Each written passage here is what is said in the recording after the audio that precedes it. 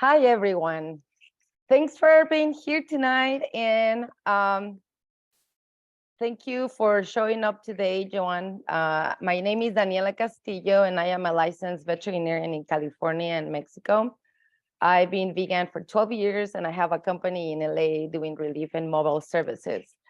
I'm one of the co-founders of Our Honor, and I took on this little project and dream of mine to interview other vegan veterinarians.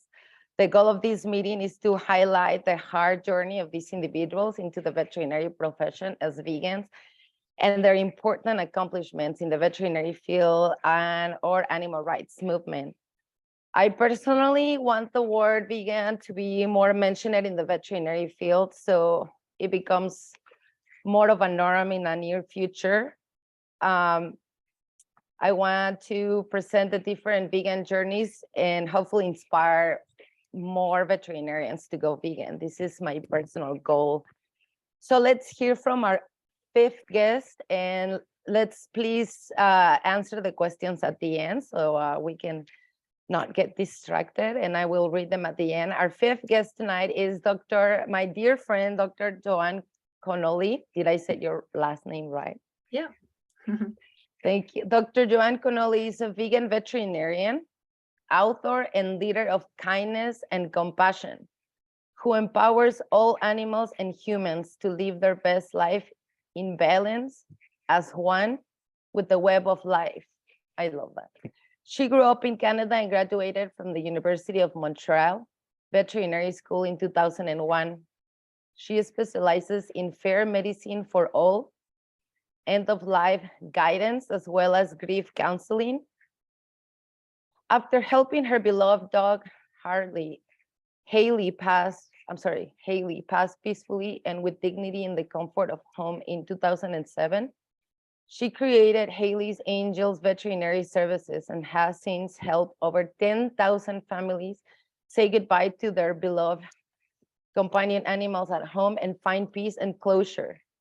She published her first book in 2011 titled Animal Teachings, and her second book in 2021 titled Animal Teachings 2.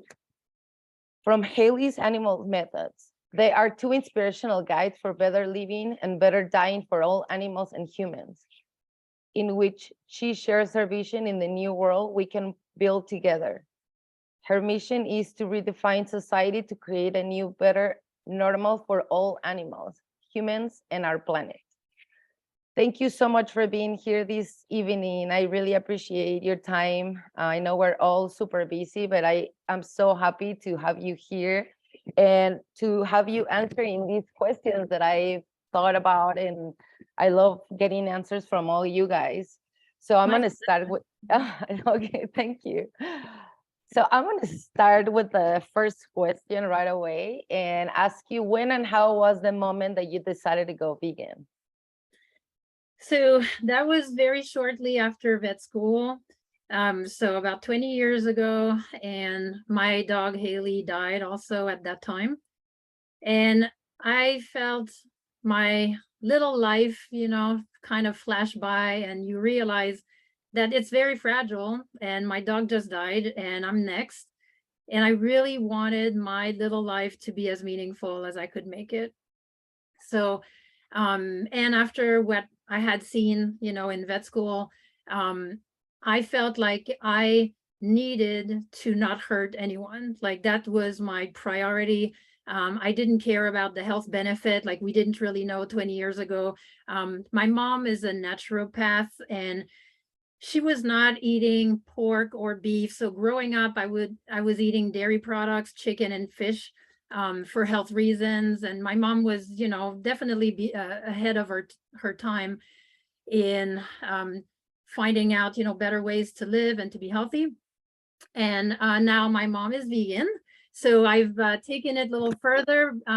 She inspired me and then I inspired her back. And so she's been my biggest fan. Because 20 years ago, it was hard, okay, I'm going vegan overnight. You go to the store and you look for products and it's not as easy as it is today. There was no Our Honor group back then. There was no social media. Like I was alone, that was me on my own little path, but I was so devastated by the loss of Hayley. And again, I just looked at the world like it's like I woke up from this crazy world that we got numb to destroying, and that's how we grew up, adults teaching us, oh, this is normal, this is how it is. And you look at animals, which are the best teachers, and the first principle of survival is do not destroy your home. And meanwhile, the human race has no plan on survival because we're trashing the place. So being vegan was part of a whole vegan lifestyle of not hurting animals, of making wise eco-friendly choices, saving the planet, because that helps the animals, and just realizing your impact every little action that you take. Saving the insects, like I'm like, I just speak up. I just speak up all the time. If I'm at work and somebody sees a spider and, oh my God, they're going to die, like spider alert, spider is going to kill us all. Everybody is scared to, and really about to kill the spider. And I'm like, all right, everybody calm down. And I lived in Arizona. I know what venomous spiders can do to you. And this is not even venomous spider. So, and then I tried to teach people kindness, and we can save it. We can take a piece of paper, pick it up, take it outside. Now my thing is, let's name the scary giant insect, give it a name, call it Rachel. So we have a lot of cockroaches in Florida where I am. And I'm like, okay, just call her Rachel right away. Rachel is now like a friend. She's a buddy. She's minding her own business. She's living her little life. We don't have to kill Rachel for no reason. And like, especially like we're there to save lives. Like we're in a hospital. Like, to me, it's bad karma to kill an insect when I'm about to go do a life-saving surgery. Like, I want all the good karma on my side. I want happiness, love, support. I want being one with the world. So it makes me like, it's instant happiness. Honestly, this life change, when you live in a world that is so full of cruelty and violence, people are so depressed. I mean, going vegan is the best antidepressant. It's the best therapy. And even if you're on your own doing your little thing and people don't get it, I mean, it's fine. Like, it's save yourself and live in your little bubble. And that's kind of what I've been doing for 20 years until you guys came along, and now we're sharing, and it's amazing. It feels even better. I know this is what I love about meeting and knowing more and more veterinarians. And like you said, you will think it's a normal progression of saying how we love animals and we don't want to contribute to anything that hurts them, Yeah. I cleaning products, feminine products, like I'm tackling all the challenges. We got a really cheap, affordable bidet toilet seat for $60, and recycled recycling toilet paper, like just cotton, organic cottons, little wipes, that you can throw in the wash. So like, my goal is honestly to go like zero waste. Everything is recyclable, having the smallest footprint on earth. And it's like the most fun challenge. And that's how you have the biggest impact. So last year I found this company also online who make t-shirts, eco-friendly t-shirts. And I was able to design some inspirational eco-friendly t-shirts. So, and there's a link on my website. But that was a therapy too. So each t-shirt contains 4 bottles of plastic. So like, this is so much fun, so that's what I'm buying. That's what I'm going to wear. If I have to buy clothes, I'm going to go to, hemp, bamboo. My bed sheets are made of bamboo, finding the companies that really align. And there's more and more. I mean, they're everywhere now. It's super fun. And I want to put my money towards them, so. Exactly. We want to vote with our dollars, or, whatever our coin is. Yep, exactly. So tell me something that I'm dying to know, because I want to, eventually, it's so amazing that you wrote a book. What was it that inspired you to write your books? So once again, it was Hayley. Animals are really the best friends, the best teachers we can have. And So after she died, and the way it happened, she was really old and she had trouble breathing. I worked at the hospital. I was able to bring the medications home to euthanize her at home because I was afraid she could not go into the car. So that was my main focus. Okay, no car ride to the hospital. I'll just help her pass at home so her breathing will be won't get worse. So this happens, and then I'm totally devastated. Few days, like not even a few days go by, a friend of a friend calls me, asks me to go help her dog at her house, because she didn't want to stress him out also into the car, going into the car. So I go there, and then again, little bit of time, not long go by, and somebody else, another friend of a friend, is asking me to help at home. And I've been there, like I'm still grieving my own dog, so it touches my heart. Like it helps me heal to help somebody else to avoid, suffering, to make it as smooth and loving in the comfort of home, under the bed, in the closet, like wherever the pet was comfortable. So by then I sense, like in my heart, that there is something going into motion, like this service is snowballing before my eyes. That was in 2007. So there was no end of life specialty care.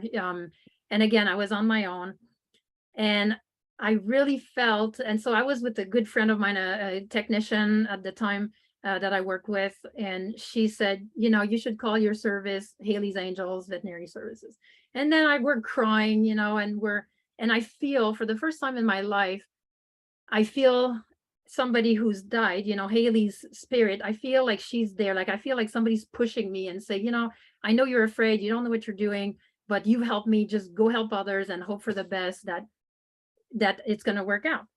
And so that's truly what I had to do. I said to Hayley's spirit, okay, if you're there, please make this go well. I don't want to hurt anyone. Like I had always had colleagues. I was still a very young vet. I was afraid of being all alone in somebody's home. And then, oh my God, like what happens if I can't help, if it doesn't go well? So again, like you said, 10,000 families later, things have gone great. I've learned so much by spending such intimate times with these people, their families, and they share with me how their pets have helped them. They have told them when they were ready to go, ready to be helped. The bond that we share with these animals, how animals grieve when some of their, one of their friends, four-legged friends, passes, and how important it is for the rest of the animals to be there to at the time of euthanasia, so they can understand, get some closure, smell, the visit with the body of their deceased friend. So all of these, like a bunch of teachings from the animals and their families that I had to put in a book. Like that was my first priority. I'm like, oh my God, like this is amazing. Like people need to know that, other veterinarians, we need to spread this wisdom. So that's when my first book came. I also talk about being vegan, eco-friendly, living a life that matters, and again, living our best life. I think we will be our only judge before we die. And on my deathbed, I don't want any regrets. So I want to live so I'm proud of myself, and I'm doing everything, following my passions, and also, so I talk a lot about how animals need to follow their passions too, and why do some age much faster than others, and it has to do with the stress that they live. They might not be in tune with their life purpose. Sometimes people will buy animals and they're forcing their animals into a role that is not suited for the animal. So when we start really paying attention to everything, the lifestyle, the joy, the stress, the heartbreaks that the animals go through, that we go through. So I talk about all of this, how we often share the same diseases that our pets have, because our physical bodies swim in the same energies. So if we get stressed, our animals are little sponges, so they will tend to have the same physical ailments. So very interesting. And then finally, 10 years later, a few more life chapters later, I felt the need to share a book number 2. And I got, in a nutshell, I talk about our move from Arizona to Florida, and how life chapters must end. I feel like life is like a book. And when a chapter is going to end, you just got to follow the flow and recognize the signs of guidance and the synchronicities that nature send us, that animals send us. So we can ultimately, you've climbed a mountain of achievement. Then if you stay there, you're stagnating. So you must jump off, be ready to change chapter. So that's how we ended up moving to Florida. I was overworked in Arizona. I was losing sensation, like feelings in my hands. I knew that I was too stressed out. And although I loved my job and I was on the road all the time by then, I was doing like 8 to 12 euthanasias a day. I mean, it was insanity. So I needed to chill. My body needed to chill. And so I healed. When we moved to Florida, one of my little girl's dream came true. And that was to rescue a horse. And I had finally time, because I swore to my husband, fine, I'm not going to work for 6 months. I swear I'm just going to chill, just going to live, enjoy life, calm my body. And we bought this awesome little property with a barn on it. And this horse showed up. Like we moved in, and my first conversation with my new neighbor, she says, so are you ready for your horse? Because I know who he is. And I'm like, oh my God, like this is finally, the time has arrived that my little girl's dream of sharing a chapter with a horse is here for me. And this horse was just amazing. He was an old horse, had been abandoned, used to race, got replaced by younger horses. He had really bad thrush in his feet. He was completely abandoned in the field. So I gave him a second life. He healed me. We had a blast, and I talk about it in the book. And again, just other life lessons from animals and how amazing they are, and how we can just really live our best lives when we are open to learning. And so Absolutely. Thank you so much for sharing your journey with Hayley, and I cannot wait to check out your books for sure. It's very inspiring. So tell me, my friend, I love this question, that what is it that you die to tell your colleagues? My colleagues, I understand how overworked, sleep deprived, stressed out, depressed, suicidal, we deal with so much pain. It's rough. The world is rough, but the world for veterinarians is even, rougher. But honestly, the best thing you can do for yourself is to go vegan, is to decide, okay, I'm not going to hurt any animals. It's really going to make you feel so powerful that you can not hurt anyone, and you can be kind. And that's what you're spreading around you, because every time you're not eating an animal, my God. And again, like so many options now. The best vegan caramel ice cream, the brand is Cado, CADO. That will snap you right out of any kind of depressive state that you're in. Just Egg is an amazing egg replacement to make omelets. Beyond Meat, incredible company. Like the dogs think it's meat, so I make myself burgers, and the dogs are begging, like they have no clue there's no meat in it. They think it tastes great to them. So you can really, so you can find instant happiness, but also instant health. The health benefits of going vegan. And to me, mainly, I see dairy products like first thing to just cross off the list. And then you can go, little by little and remove, change your eating habits. But dairy products are so terrible for all of us. To me, that's the first thing that needs to go. And then again, just changing your routine, but it's going to be such a happier routine. I encourage all veterinarians to jump on board. And again, not only being vegan, but having a vegan lifestyle in a way that get a recycling bin at your hospital. So you're not just throwing cardboard directly in the garbage, or paper. You can recycle so much. You can print on both sides of paper. If people donate medications because their pets have passed, keep them in a bin and give them back to families that can't afford it. So that whole recycling, it's such a great culture and great way to, like, every day you feel rewards, like you feel happy because you're having such a huge impact. And then people around you jump in, and it becomes like you inspire one another.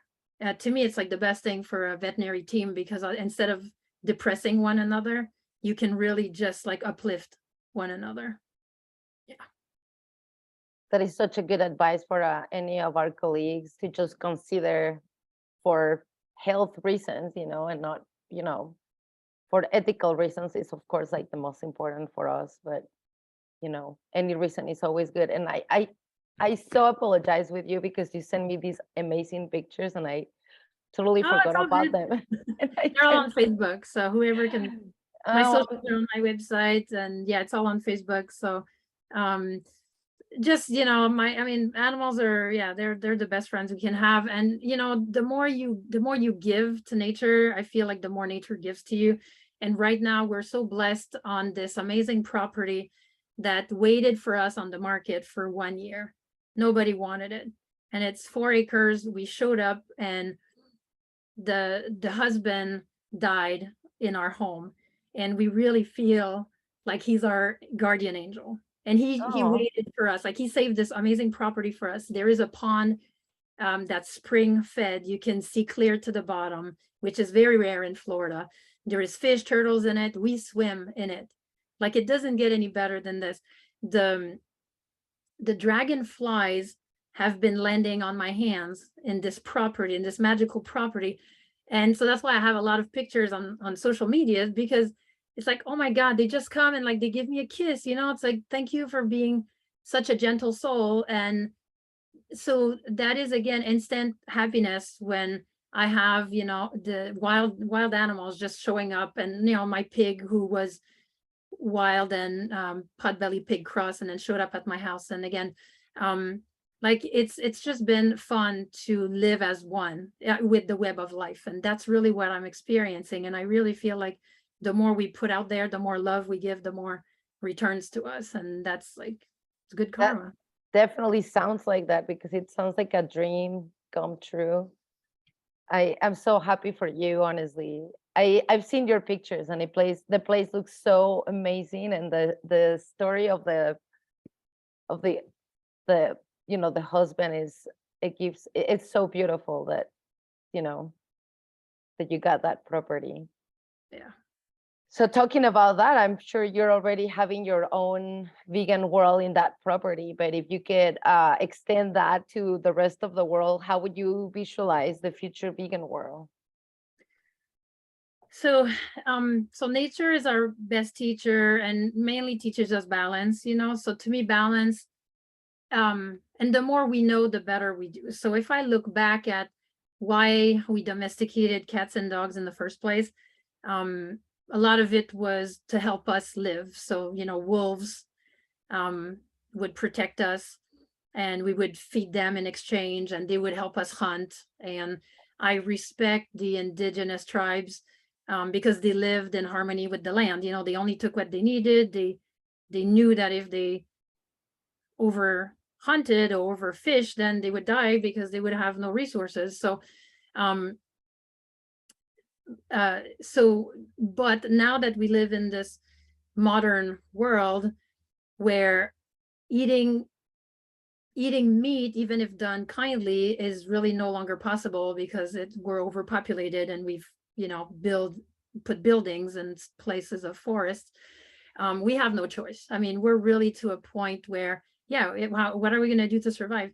So being vegan is the only option.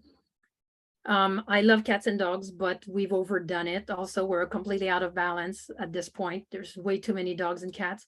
And cats were domesticated because they are good hunters, and they would hunt the rats that were trying to steal food on the boats, our food for people. So cats became domesticated because they were good ratters, and that would save our food resources. So cats are great hunters, and it is a problem because you try to keep them inside, they're often not happy, they get obese, they have a lot of diseases because they're unfulfilled. You send them out, and then they kill birds. And my own cat killed 2 owls, and it's really heartbreaking. And the craziest thing is that we had 2 bunnies living with us, all rescued. My cat kills one owl, and then another owl eats one of my bunnies, like the next day, like kind of karma playing its balance. And then a few months later, same thing, my cat kills another owl, and then my other bunny gets eaten by another, like just kind of balance in nature.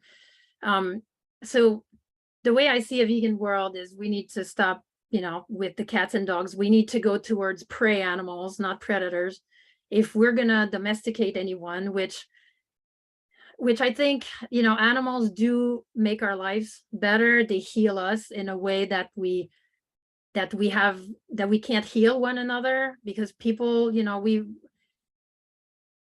there's so much hatred going around. People fight too much. So animals are able to feed our soul and really help us deal with the world. So I do feel like domesticated animals, they save lives. A lot of people are alive because their animals got them through a divorce, through the death of their spouse, or major life events that were really difficult. But how about we have, like I said, so herbivores.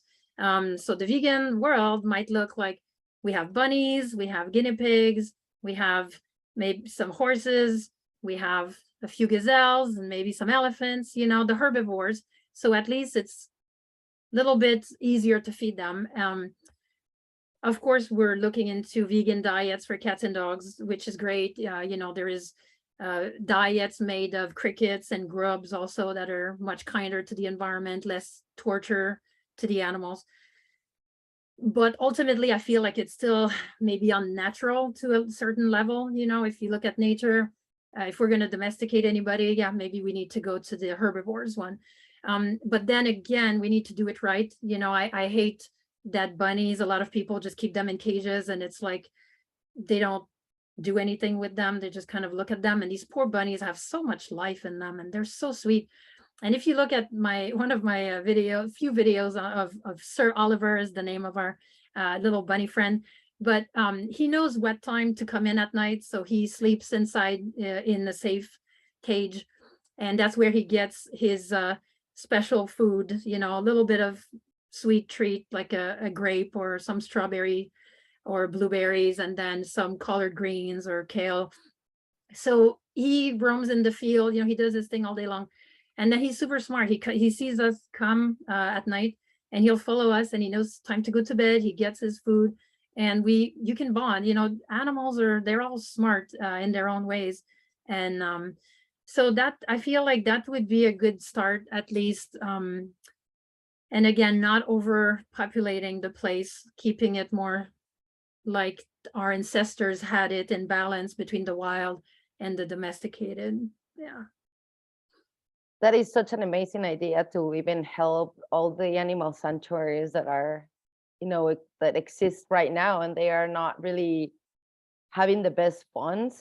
If people will really adopt an animal from sanctuaries and give them the best life, instead of bringing more, companion dogs and cats into this world. Like, most people don't really adopt from shelters, but that's an amazing idea of being guardians of herbivores more than carnivores. So what would you want to change from our veterinary oath? And for that question, I usually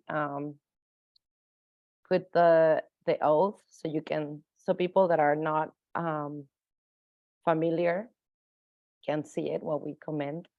So let me just print it out really fast, if you don't mind. I'm a little bit lost right here. Okay. And I can read it too. I have it right here if you want. Oh, you got it. Well, please read it for us. And can you see it? Or are you just seeing all my mess? You just see half of it. Okay. How do you get it? No, you got it now. All right. So, being admitted to the profession of veterinary medicine, I solemnly swear to use my scientific knowledge and skills for the benefit of society, through the protection of animal health and welfare. And so that's my understanding. So there is an and there, and the prevention and relief of animal suffering. So to me, it's written, and we have to, it's not or, it's and. So the prevention and relief of animal suffering needs to be there across the board at all time. Even to benefit even as we're benefiting the society, as long as no animal suffers. That's how I understand it. And the conservation of animal resources. Okay, well, to me, I will say that's going to be wildlife, because we do need wild animals to survive. The planet needs insects, bees, all kinds of animals. So again, it's not a choice. We need no animal suffering. We need to conserve resources so there is animals left on this planet, so we don't destroy them all. Wild and domesticated. So promotion of public health. Yes, we live all as one. We're a team. We need to work as a team. And the advancement of medical knowledge. So when we do need to keep researching better ways to do things and then adapt, because that's called evolution. We should not be afraid of changing our ways. I will practice my profession consciously with dignity. I mean, with dignity, like that's huge. And it's right there, but I feel like a lot of veterinarians kind of don't follow the oath in the first place, but it's written right here, with dignity, keeping with the principles of veterinary medical ethics. And I looked those up because I was really intrigued. And I'll tell you some of the principles. So one is that a veterinarian shall be influenced only by the welfare of the patient. All right, so that's huge. It's right there. Welfare of the patient, priority. And the needs of the clients. Okay, it's an and, it's not a one or the other. It's really and the safety of the public. And shall avoid, so the veterinarian shall avoid conflicts of interest. So to me, that means money is not part of the equation. Like, you're not going to be influenced by money. It means you're going to be fair in the way you treat the animal, which is your patient. And that's practicing with dignity. And you'll be influenced only by the welfare of the patient. So maybe we need to show everyone and the leaders of our professions the oath and say, are you really following that? Because there's a lot of breach. So one other principle is that a veterinarian shall be honest. Honesty. Yeah, I love it. Let's do it, people. Should report other veterinarians who are deficient in character or competence to the appropriate entities. Veterinarians shall respect the law and also recognize a responsibility to seek changes to laws and regulations, which when they are contrary to the best interest of the patient. All right, let's put that into application, because it's written and that's what we're supposed to do, and everybody must do it. It's not like we pick and choose here what works for us and when it works for us. So that's my take on it. Like, if we at least just make sure everybody understands those words and that we're following them, that would be good. Yes, I totally agreed. And the last sentence, I accept as a lifelong obligation the continual improvement of my professional knowledge and competence. And yeah, that's called evolution. So we need to have important conversations in order to survive on Earth. Yes, absolutely. I totally agree with you. And I'm so sorry I lost this. So my next question is, what is your most favorite and least favorite part of veterinary medicine, and how do you cope with it? So I'll start with my least favorite part, and we've talked about it a little bit. When people are extremely rigid in how they choose their pets and what they'll do with their pets, like it's a piece of property, and forcing a horse to compete who's clearly not interested, And it goes even further, like some of the things I see at the hospital, like people will just drop off their dogs for boarding for a month. Like, yeah, I'll be back, I've got a lot of things going on. Just dump the dog. Oh, can you just neuter him while he's here too? Because I don't want to deal with that. And I'm like, no, you're already traumatizing your dog. Like he doesn't even know if he'll come back in a month. And sadly, some people don't even come back. And then you want us to torture your dog, and he'll wake up from being neutered and have nobody that he knows there when he needs his dad. Like, no, I'm not going to do that. So I speak up when I can, when I'm involved, directly, but it's very painful to realize how really some people are able to brush off, that their pets have feelings. And so I'm hoping, again, we can open up everyone's hearts and unnumb ourselves. So on the other hand, my favorite part of my job is that I get to protect and nurture the bond that animals have with people. And so my favorite clients, my favorite families that I get to help, when I see how bonded really they are and how people are so in tune and really on an intuitive level, they listen with their hearts to make the right medical decisions. And really it becomes like a personalized medical decision. It's not, this is the disease, we treat the disease. It's looking at the patient as a whole and understanding the patient's purpose, life mission. Are we at the end of our journey together? Did the owner get messages and dreams, that are guiding them into making decisions? Are they feeling like surgery is going to be a disaster? We can't do this. We must honor our pets. And based on the personality of the pets too. I mean, some of them are so stressed out, it's really being fair and keeping their dignity all along their life. And so that like thrills me. That's when I feel, empowered and people are, we're on the same team and we're all working together. Like it's the best job on earth. I mean, we are, really, it's heaven on earth. That's what it is. So that's what I love.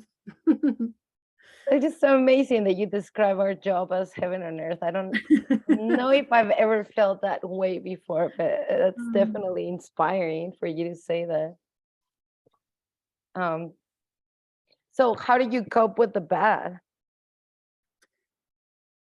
I come home and I spoil all my animals, and I save lives. Like I save all the insects I can save.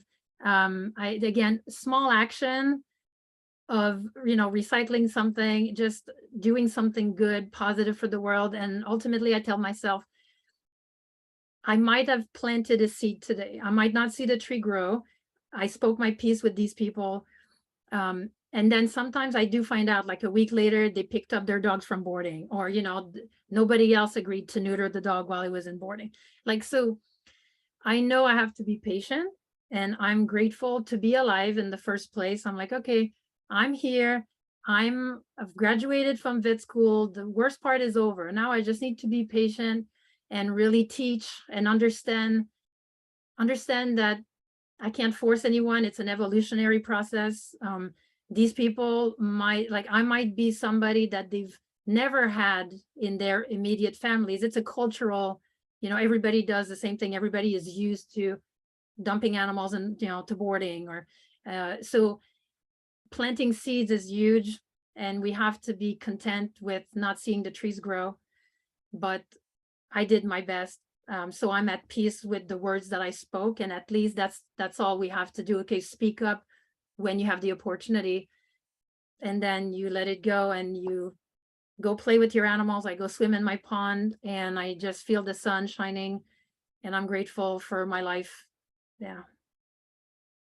It's so amazing. I totally love that you have to be content with the seeds, not like seeing them grow. Yeah. Okay, I'm gonna have to write that down and put it somewhere like close to my bed or something. Oh, thank you. So, to my last question, who is your most favorite animal and least favorite animal to treat, and why? So my my favorite kinds of animals are the trained cats who come in on a leash or in a backpack. I have a client who rides his bikes to the hospital, and his cat is in the front, it's like a backpack, but more like a basket. And it's really funny because this cat has a very aerodynamic figure. So we joke that he was built, to be like to sit in the front of a bicycle, and he, doesn't catch the wind. But when I see again that amazing bond, that's developed, when trained dogs come and I can give them command to take x-rays, just telling the dog, okay, you lay down, you stay now, to draw blood. And we have a relationship that's a lot of fun. We use a lot of treats like peanut butter at the hospital to distract dogs while we do painful things. It goes a long way. We have treats for cats too. And a little churu, that's like the new thing, the little churu packets. Oh my God, the cats go nuts for that. So as you're examining them, we put some on the table, then we can look in their ears and feel their belly. And so it helps a lot. So I love that kind of animals that you can really develop a relationship. And even the aggressive ones and the fearful ones, I like them too, because it forces the staff to be kind and to really think, okay, how can I make this work? And you really have to convince the animal, hey, this is what we're going to do. And so I love it because it's really rewarding to be able to develop a recipe, and then we write it down in the chart. So next time we try to build good experiences, and every time the animal comes in, we try to repeat what's worked. So that's fun. My least favorite of animals, they're the brachycephalics. All the flat faces, dogs and cats, because it just brings me so much pain to see these animals that humans have made against nature, and they do suffer. They have a lot of health issues, and I had to euthanize many at a very young age, and it really pains me that, again, we're defying nature totally. Yes. And the animals are the ones suffering. And then, luckily I don't see too many bassets, but one time I saw a basset stepping on her ears because her ears were so long and her feet were so short. And this poor puppy, she happy, tries to run, steps, like the head goes sideways, like step on her own ears. And that caused me so much pain. I'm like, come on, people, like we can do better than this. Let's look at nature. There's no basset looking wolves, we must do better. I know. That's such an important topic. It hurts me when I see them on the street here in California, like panting, and I'm just like, I just want to bring an umbrella on top of them and tell people Yeah. But yeah, that's such a good point. And I love the part of the more trained animals that, it's almost like a more consented relationship, which I think me being on the other side, like the part that I don't like about my job is the relationship that I have with animals, because he's so fast, doing the spay neuter surgeries. But it's so hard to have that relationship with animals for me, that I wish I had more time to be, have that continuous, closer relationship. And there's been many chapters to my career. I used to work in shelters too. And time came that I needed a change, and I used to do a lot of ER work, and also time came that I needed to relax my adrenaline, because it was always rush. So it's fun because we have that opportunity to be a vet, but you can be so many different kinds of, in different environments, and that's a lot of fun. Absolutely. I cannot wait, to learn more and be more like you one day. Well, so that was my last question for now, but I'm gonna check and see if there's any questions from our friends on the chat. Hold on, I cannot really see. Crystal, can you read if there's any questions? Yeah, sure. I'm just a lot of comments here. I don't. Oh, Deb. Hey, Deb. Where can people buy your book? What's your book again, and where can people buy it? Okay, so my website, and I'll put in the chat, it's www.hayleysangels.com, and here I put in the chat. So Hayley, it's spelled HAYLEYS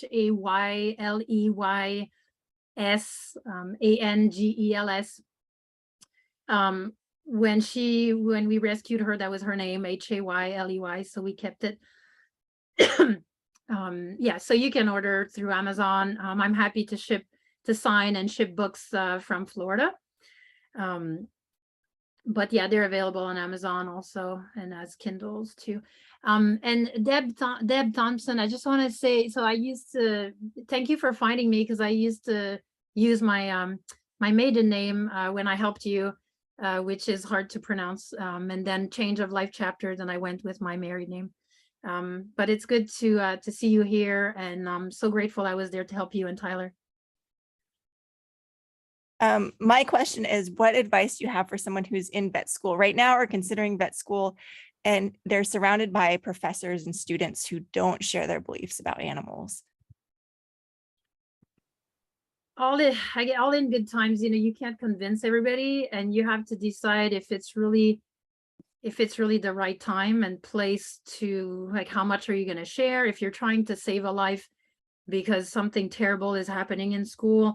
And the video that you shared about the student with the bystander effect and the teacher who took the fish out of the water, I mean, that's terrible. So obviously, if you're faced with something that you must act on right away, then you have to follow your heart so it doesn't haunt you later on. You have to have no regrets and live with your follow your values and your principles. But again, you won't win all the battles in vet school. You won't you won't make everybody go vegan. So it's really try to save some of your energy if you feel like it's not going to be meaningful. And then once you graduate, it's a lifelong journey. There's always a change to be made. So being patient and really feeling if it's the right time, the right place, and what can you do. I mean, trying to communicate, obviously trying to discuss calmly, trying to express how sad you're thinking, like you're feeling, how heartbroken something might make you feel, and trying to pick the professor that has the most compassion. And I'm hoping that, and sometimes it might not be a professor, it might be the cleaning crew, who are much more in touch with the world and much more loving, and then they know the professor, and you might be able to work your way up by going around to people that have been in the establishment longer than you. So that would be another way, I would say. Thank you. That was such a good advice. Like you said, veterinary school is in the past, and it was like the worst for all of us. But we all need to finish our degree before we can be louder for animals, Yeah. I didn't see any like a specific question about I mean, for Joanne, let me see, there's another message.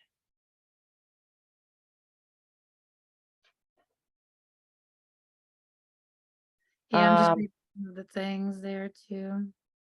Yeah, I'll just point out, Julie makes a good point that language is really important. And I think it's important to veer away from the word owning, because it implies that they are objects to be owned. And it's such a habit. Like, we all talk about animals being owned, but really, like, there are family members. I don't even like calling them our children, because that implies some sort of hierarchy. There are brothers and sisters, they're parts of our family, just like everybody on this earth is. So I don't know how you view animals, what kind of framework you view animals, or the ones that we bring into our lives. It's a team effort. We like I said, animals save people's lives, and vice versa. So it's really a team effort, and everybody's gonna die. So that's one thing I talk to my families a lot when they can't let go, they can't make the decision to euthanize, because again, they feel like they're in charge of making their pets live forever. And I say to them, your pet is on his own journey. He was born alone and he will die alone. You know, we're all on our own journey here, and we help each other through this process, but we must be able to let go when this soul, when this animal is making it clear that it's suffering, that it's going to die no matter what we do. And now we have the option of shortening the suffering by choosing euthanasia. And that I find is very helpful, because families realize that, oh yeah, I'm just a friend, you know, I need to look out for my pet's best interest. And because a lot of people won't euthanize also for selfish reason, because they can't cope with life without their pet. You know, it's become a little bit of a toxic relationship, you know, so the animals end up suffering because people can't deal with losing them. For them, it's going to hurt them. And I totally understand the pain, but I tell them the pain that you feel is much less, even though you think it's great, it's much less than the pain your pet is going through right now. Your pet is actively dying, actively suffering. So we must free your pet from his suffering. And then we deal with the grieving process. But so many people end up feeling guilty for waiting too long. So at first, you know, they can't let go. And then the guilt of letting their animals suffer. So I try to accompany them through all this. And I try to tell them, you know, it's better to have an okay last day with dignity than waiting for a crisis, another seizure, you know, a pet just with explosive vomiting, diarrhea, trouble breathing, you know, it can really look bad. So it's okay not to wait for that crisis, because when I die, I don't want to suffer. I want to go. I hope someone will be there to give me the grace, you know, of going with dignity, because death is inevitable. So having that, being able to differentiate between my emotional pain and what my animals need from me, so I can be the best friend they need me to be right now. So that's why I try to teach. Julie says she's raising her hand. Oh, just because I don't know how to I can't figure out how to raise my hand right now. But yeah, I totally agree with that. I mean, I think about it. I mean, I'm not a veterinarian, but I do animal rights activism and stuff, but I think of it as like, you know, your animal is suffering, they have a terminal illness, all that they have left, you know, is pain and suffering and confusion.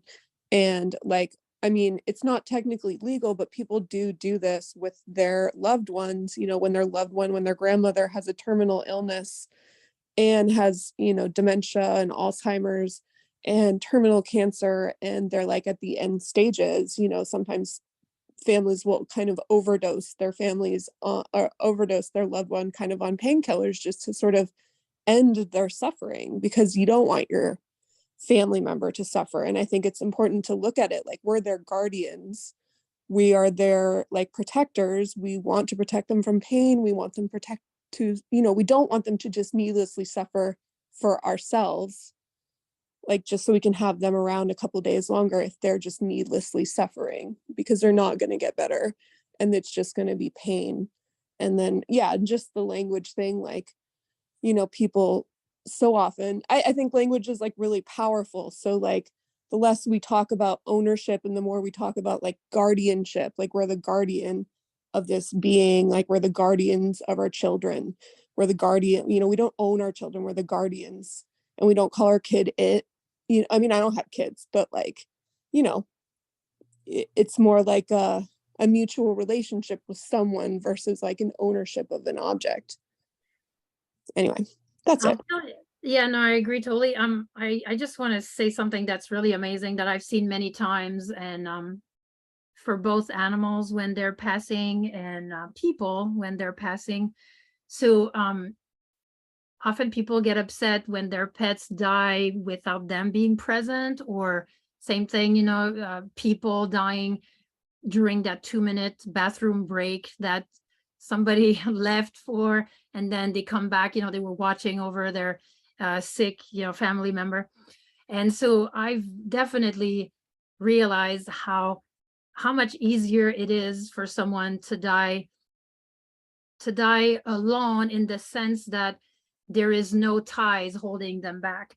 And so I teach families to give their pets permission to let go, and really trying to break those emotional ties, by telling their pets, hey, I'll miss you, but please free yourself, because I can see that you're ready.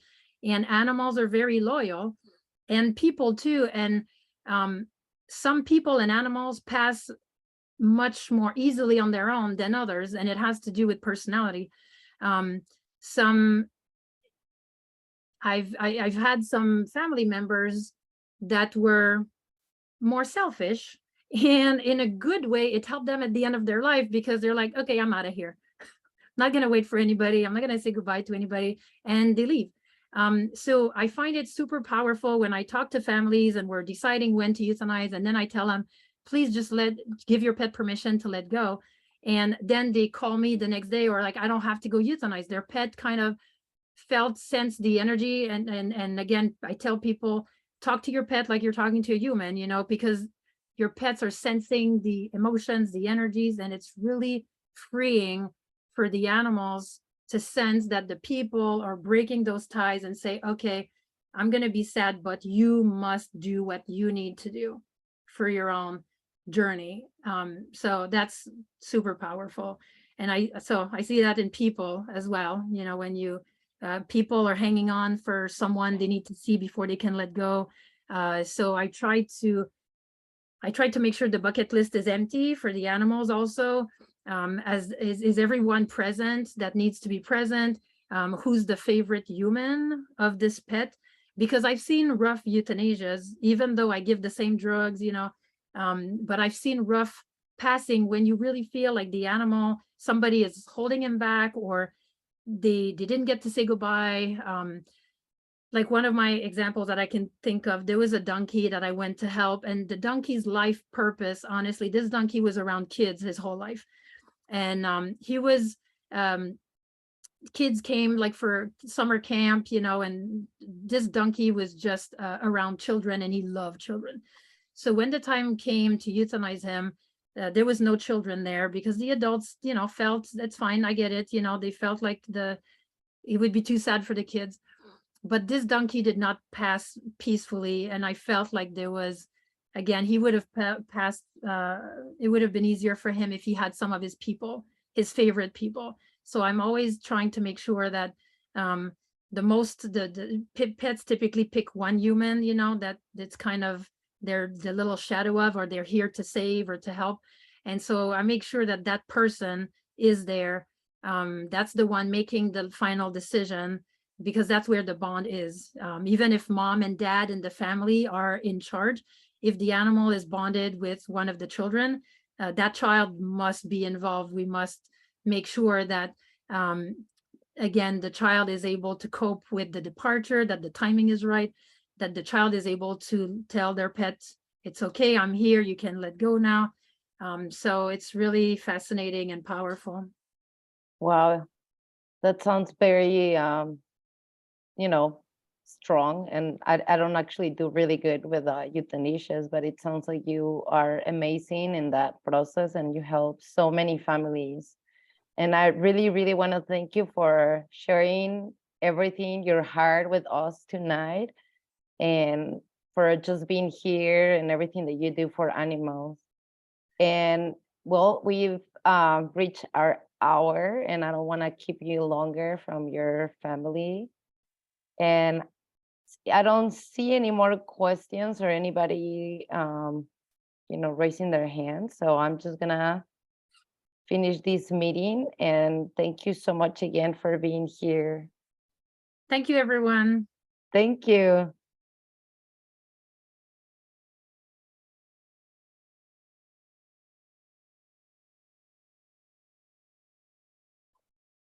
Okay.